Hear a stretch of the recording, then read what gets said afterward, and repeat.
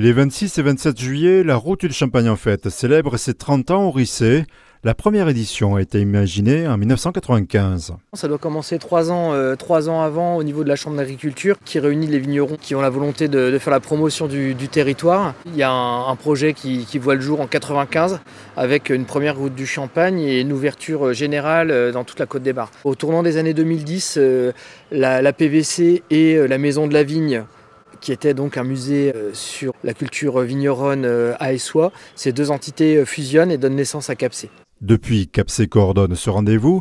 Un pass permet de financer l'organisation, notamment des secours, de la sécurité, de l'accueil et de déguster dans toutes les caves partenaires. On a également le programme des festivités parce que dans chaque cave, on a une programmation différente. Et puis surtout, présentation d'une cuvée qui est offerte à la dégustation avec un ticket qui donne droit à cette dégustation. Cette année, 14 caves s'apprêtent à accueillir entre 20 et 40 000 visiteurs. Il s'agit de l'événement œnotouristique le plus fréquenté en Champagne. Au milieu des années 90, on s'adressait surtout aux locaux.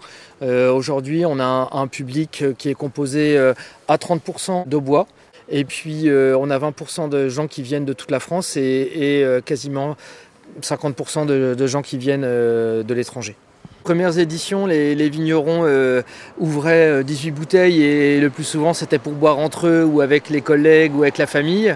Aujourd'hui, il y a des volumes à 5 chiffres qui sont dégustés, vendus au moment de la route du Champagne. Comme chaque année, les vignerons s'investissent dans la promotion. 5 d'entre eux ont récemment participé à un événement organisé par l'influenceuse Rouge aux Lèvres sur une péniche à Paris. Une grosse journée d'achat de passes en ligne, donc comme quoi le travail collectif commence à payer et on est vraiment ravis de cette soirée. Chaque cave propose son propre programme, garantissant une diversité d'animations sur l'ensemble du parcours. Qui va être aussi bien porté sur la dégustation, mais aussi autour de la gastronomie, autour notamment même du travail du vigneron.